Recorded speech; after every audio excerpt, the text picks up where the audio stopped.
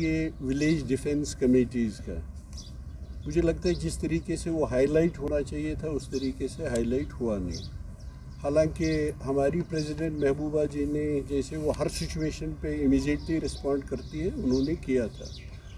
یہ جو V D C village defence committees کا مسئلہ ہے آپ کو یاد ہوگا ایکسٹرا آرڈنری سچویشن تھی 90s میں اور شاید اسٹریچ تھا سیکیورٹی جو یہاں کا گریڈ ہے وہ اسٹریچ تھا تو اس لیے وہاں پہ خاص کر ارسٹوائل ڈسٹرکٹ ڈوڈا میں سویلینز کو بھی آرمڈ کیا گیا.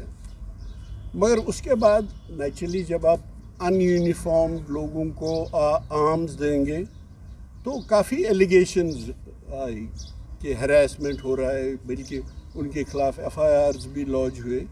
اس کے بعد آلموسٹ ڈس فنکشنل وہ ہو گیا اور جیسے گورنمنٹ کا اس وقت بھی دعویٰ ہے کہ حالات بالکل ٹھیک ہیں. ابھی میں ایک آرمی آفیسر کا سن رہا تھا وہ کہہ رہے تھے ہر پیرامیٹر سے جموں کشمیر کے حالات جو ہیں نارمل ہیں. اگر ایسا ہے ہوگا بھی کیونکہ وہ کہہ رہے ہیں رسپانسبل آدمی ہیں تو پھر اب ولیج ڈیفنس کمیٹیز کو اپ گریڈ کر کے اب ان کو ولیج ڈیفنس گارڈز کہا جائے گا اور ان کے جو 4000 پرکس 400 تھے وہ آپ 4000 دیں گے پر منتھ اور جن کے 700 تھے ان کے 4500 پر منتھ. اب آپ جب ان یونیفارمڈ لوگوں کو آرمز ایمونیشنز دیں گے یہ جو یونیفارم میں ہوتے ہیں ان کو وہ یونیفارم رسپانسبلٹی بھی دیتی ہے ریسٹرین بھی کرتی ہے.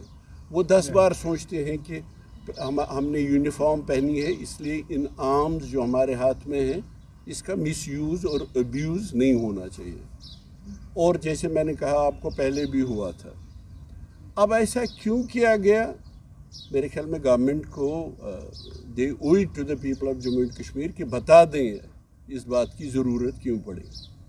اگر ضرورت ہے تو باقی جگہوں پہ آپ روز دیکھ رہے ہیں ہمارے پنچ جو الیکٹڈ ہیں سرپنچ جو الیکٹڈ ہیں ڈی ڈی سی ممبرز جو الیکٹڈ ہیں جب سے وہ الیکٹ ہو گئے بیچارے وہ اپنے ایریاز میں نہیں جا سکتے وہ لوگوں نہیں مل سکتے ان کو مارا جا رہا ہے ان کی کلنگس ہو رہی ہے اور یا تو وہ ہائیڈنگ میں ہیں یا ان کا پاسبل نہیں ہے کہ وہ لوگوں سے ملے اور وہ مارے جاتے ہیں. تو اگر ایسا ہے تو ان کو بھی پھر اسی طریقے سے ان کی بھی پروٹیکشن ہونی چاہیے کیونکہ ہم روز سنتے ہیں پنچ مارے گئے سرپنچ مارے گئے اور ہر پارٹی کے وہ پی ڈی پی ہو این سی ہو کانگریس ہو ایون بی جے پی کے ہوں.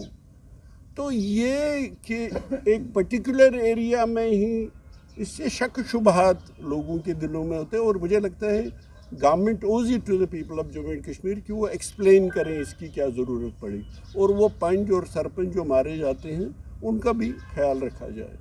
ایک تو یہ بات تھی. دوسری بات جیسے ہماری پریزیڈنٹ محبوبہ جی نے آلریڈی کہا تھا کہ یہ D limitation commission I wash ہے.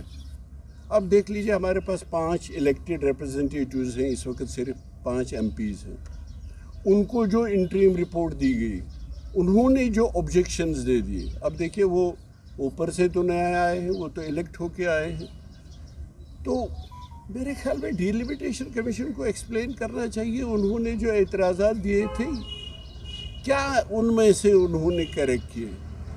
اگر آپ کشمیر ریجن پہ نظر دوڑائیں گے تو میرے خیال میں حبہ قدل کا نام واپس حبہ قدل رکھا گیا حالانکہ پہلے ہی ایک نام تھا جو ہمارے کلچر سے جڑا ہوا تھا حبہ خاتون کے نام پہ تھا.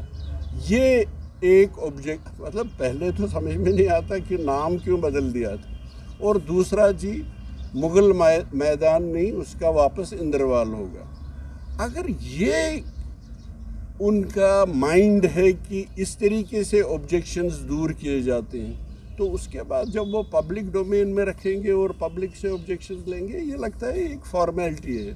اور اس سے جو اتنا انڈیپینڈنٹ انسٹیٹیوشن ہے ڈی لمیٹیشن کمیشن کا میرے خیال میں ان کو لوگوں کو بتانا چاہیے کہ ہم نے کس بیسس پہ کیا کن کرائٹیریاز پہ کیا اور کیوں صرف یہ آبجیکشن سو کالڈ آبجیکشنز مان لیے باقی جو مین آبجیکشنز تھے ان کو ایڈریس کیوں نہیں کیا. اب سچیت گڑھ ٹھیک ہے اگر لوگ وہاں چاہتے تھے کہ یہ ایسا نہ ہو وہ ٹھیک ہے، باقی بھی اعتراضات تھے، اگر ان کے نہیں مانے گئے تو مجھے نہیں لگتا ہے کہ باقی لوگوں کے کیا مانیں گے.